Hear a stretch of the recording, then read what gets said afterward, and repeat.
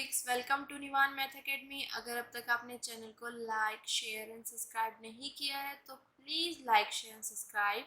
और आज का हमारे पास जो टॉपिक है वो है जनरलाइज्ड कंजर्वेटिव। ठीक है, अब देखते हैं हमारे पास कोई भी सिस्टम है, हम उसको जनरलाइज्ड कंजर्वेटिव कब कहेंगे, किस तरीके से कहेंगे, वो चीज़ आज हम इस लेक्चर में देखने वाले हैं। ठीक है, देखो, इस system is called generalized conservative. मेरे पास कोई भी सिस्टम है उसको हम जनरलाइज्ड कंजर्वेटिव कब कहेंगे? If the Hamiltonian function h does not explicitly depend on t। मतलब मेरे पास जो हैमिल्टोनियन फंक्शन है वो मेरे पास does not explicitly depend on t, मतलब t पर एक्सप्लिसिटली डिपेंड नहीं करे। ठीक है, तो यहाँ से हमारे पास एक चीज़ निकली कि मेरे पास कोई भी सिस्टम है उसको मैं जनरलाइज्ड कंजर्वेटिव कब कहूँगी? जब वो उसका जो हमारे पास हैमिल्टोनियन फंक्शन होगा, अगर वो मेरे पास does not explicitly depend on time T. ठीक है, इसका मतलब क्या है कि मेरे पास डेट इज में, मतलब मैंने लिखा हुआ, इसका मतलब क्या है कि जैसे मेरे पास देखो हैमिल्टोनियन फंक्शन है तो वो किसका फंक्शन होता है? हैमिल्टोनियन वेरिएबल्स का। तो मेरे पास हैमिल्टोनियन वेरिएबल्स क्या क्या होते हैं? टाइम, जनरलाइज्ड कोऑर्डिनेट और जनरलाइज्ड मोमेंटम, ये होते हैं मेरे पास हैमिल्टोनियन वेरिएबल्स। तो ये मेरे पास हैमिल्टोनियन फंक्शन है, तो ये इनका क्या होगा? फंक्शन। ठीक है, इतना क्लियर हो गया। अब हम बोल रहे हैं कि जो मेरे पास हैमिल्टोनियन फंक्शन होगा वो टी पर एक्सप्लिसिटली डिपेंड नहीं कर रहा है, तो इसका मतलब ये मेरे पास किसका फंक्शन होगा? क्यू आई और पी आई का। वही चीज़ मैंने यहाँ पे लिखी हुई है। बात समझ आया? या हम क्या कह सकते हैं कि एक्सप्लिसिटली डिपेंड नहीं करता है तो हम क्या बोलते हैं? Curl H upon curl T equal to zero. कि टाइम पे अगर एक्सप्लिसिटली डिपेंड नहीं कर रहा है तो टी के रिस्पेक्ट में उसका जो पार्शियल डेरिवेटिव होगा वो इक्वल टू क्या होगा मेरे पास? जीरो। इतना क्लियर हो गया। तो यहाँ पे आपको तीन तरीके से कहने का मौका मिल गया कि अगर मेरे पास कोई भी सिस्टम है तो वो कंजर्वेटिव जनरलाइज कंजर्वेटिव कब होगा? जब उसका हैमिल्टोनियन फंक्शन जो है वो does not explicitly depend on time T पर वो एक्सप्लिसिटली डिपेंड ना करे। This is the first way. ठीक है, सेकंड क्या बोला कि हमारे पास जो है हैमिल्टोनियन जो फंक्शन होता है वो इनका फंक्शन होता है, हैमिल्टोनियन वेरिएबल्स का। पर वो बोल रहा है कि टाइम टी पर एक्सप्लिसिटली डिपेंड नहीं कर रहा, तो इसका मतलब वो इनका फंक्शन होगा। तो हम ये कह सकते हैं कि हैमिल्टोनियन जो हमारे पास फंक्शन है वो इनका फंक्शन है। ठीक है, जनरलाइज्ड कोऑर्डिनेट का और जनरलाइज्ड मोमेंटम का। इतना क्लियर हो गया। थर्ड वे क्या हो गया हमारे पास? Does not explicitly depend on time T पर, मतलब उसका कल टी जो टी के रिस्पेक्ट में जो पार्शियल डेरिवेटिव होगा वो होगा इक्वल टू जीरो। तो थ्री वे हो गए। फर्स्ट वे दिस, इसी वे से सारी चीजें निकल गई हमारे पास कि does not explicitly depend on time, T पर नहीं डिपेंड करा तो इनका फंक्शन होगा। और सिंपल सी चीज है, इनका फंक्शन है तो इसका अगर मैं टी के रेस्पेक्ट में पार्शियल डेरिवेटिव करती हूँ तो दिस इक्वल टू जीरो। तो ये बात समझ आ गई बेटा, दोनों चीजें। ठीक है, और ये चीज हम ड्राइव कर चुके हैं कि डी एच, सॉरी बेटा,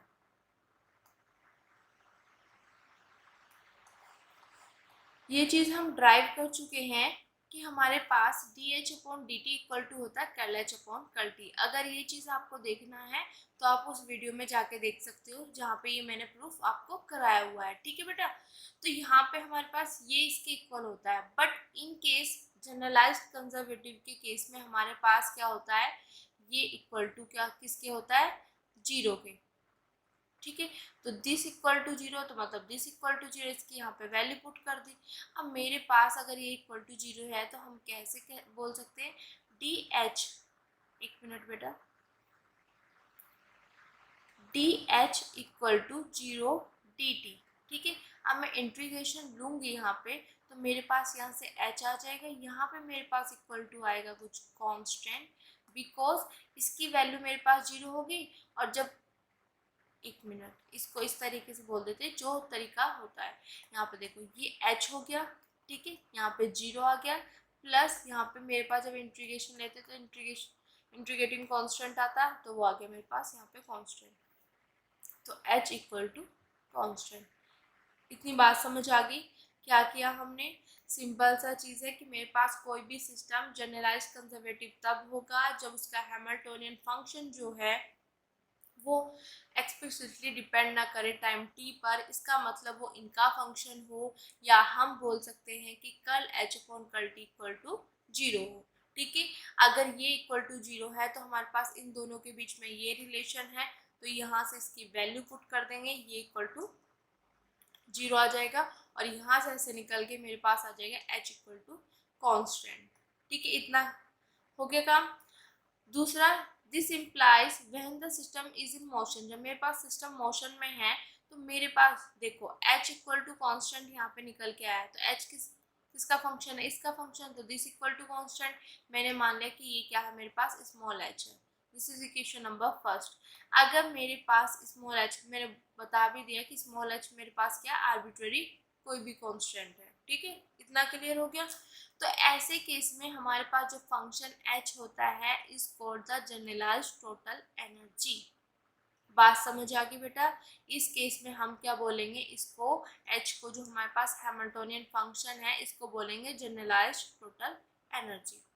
ओके बेटा, तो ये चीज़ आपको यहाँ से समझ आ गया होगा कि जनरलाइज कंजर्वेटिव क्या होता है। जनरलाइज कंजर्वेटिव कोई भी सिस्टम तब होता है जब उसका हैमिल्टोनियन फंक्शन मेरे पास क्या होता है, डिपेंड नहीं करता एक्सप्लिसिटली। इसका मतलब ये सारी चीज़ें होगी। यहाँ से निकलने के बाद मेरे पास ये इक्वल टू कॉन्स्टेंट आ गया, जहाँ पे दिस इज आर्बिट्ररी कॉन्स्टेंट और आर्बिट्ररी कॉन्स्टेंट है। तो ऐसे इस टाइप की जो सिचुएशन होगी, ऐसे में हम बोलेंगे एच को is called the generalised total energy. ठीक है, जब हमारे पास हैमिल्टोनियन फंक्शन टी पर एक्सप्लिसिटली डिपेंड नहीं करता और ये इक्वल टू मेरे पास किसी आर्बिट्ररी कांस्टेंट के इक्वल आ जाता है, तो उस केस में हम एच को बोलेंगे जनरलाइज्ड टोटल एनर्जी। अब आगे देखते हैं। ठीक है बेटा, देखो यहाँ पे ये चीज़ लिखी हुई है, नाउ द रिलेशन फर्स्ट। जो अभी हमने रिलेशन फर्स्ट लिखा है ना, दिस, इसमें, ठीक है, नाउ रिलेशन फर्स्ट जो है हमारे पास, विच डज नॉट कंटेन, वो वहाँ पे कंटेन ना करे क्यू डॉट और P dot and includes an arbitrary constant h, then the function h is called the generalised integral of energy. अब देखो मेरे पास इक्वेशन फर्स्ट है, इक्वेशन फर्स्ट में जो मेरे पास यहाँ पे निकल के आया हैमिल्टोनियन फंक्शन, वो किसका फंक्शन है, क्यू आई और पी आई का। ठीक है, और इक्वल टू कांस्टेंट है। तो यहाँ पे क्या बोला गया है कि मेरे पास जो यहाँ पे ये फंक्शन निकल के आया है क्यू आई और पी आई का, ठीक है, तो मेरे पास इक्वल टू दिस एच, यही तो है रिलेशन फर्स्ट। तो इसमें अगर मेरा विच डज नॉट कंटेन, ये मेरे पास कंटेन ना करे Q I, sorry Q I तो नहीं लिखा, सिंपल डॉट लिखा हुआ है, मतलब दिस और दिस।